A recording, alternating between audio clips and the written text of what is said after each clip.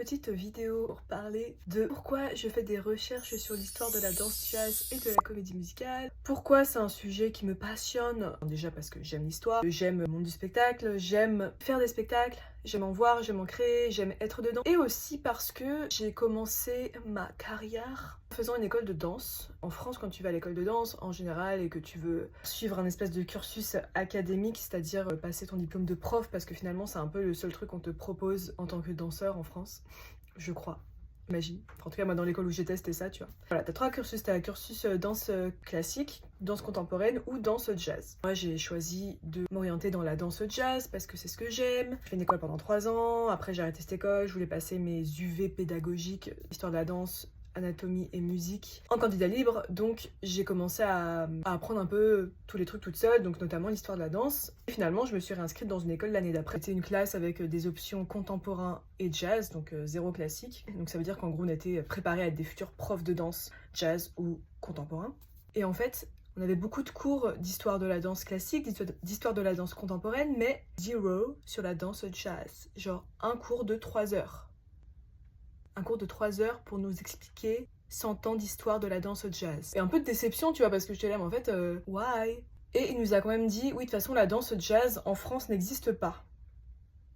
Ok. Grosse déception, parce que j'attends ça depuis très longtemps, et en fait, là, on est quand même des élèves censés être formés à être des futurs profs de danse jazz, et on nous dit que la danse jazz n'existe pas. On a un pauvre cours qui dure 3 heures. Mon rebelle que j'étais à l'époque, j'étais en mode genre, je m'en fiche, j'irai faire une école de comédie musicale. En mode, il y aura plus de danse jazz en comédie musicale.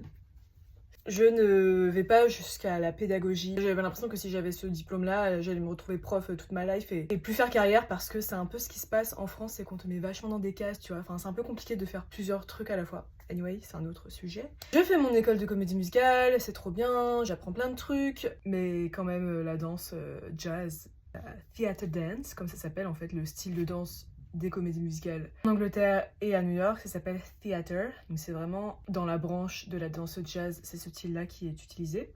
En fait, au-delà de ça, ouais, il y a tout un univers qui n'existe pas en France. Et en fait, on fait de la danse jazz, mais c'est pas vraiment de la danse jazz, c'est plus du modern jazz. C'est assez intéressant de l'analyser, enfin déjà de parler de l'histoire, de l'analyser de pourquoi ça n'existe pas ou plus en France. Pourquoi, genre, dans les comédies musicales françaises, il n'y a pas du tout ce style-là? Pourquoi dans les comédies, enfin le théâtre musical français, où ça se veut un peu plus théâtre et moins genre chant, danse, il n'y a pas de danse? Ou alors on le fait très mal. Sorry, but it's true. Comme je suis à New York et que j'apprends, enfin j'en apprends vraiment encore plus sur l'histoire de la danse jazz et de la comédie musicale,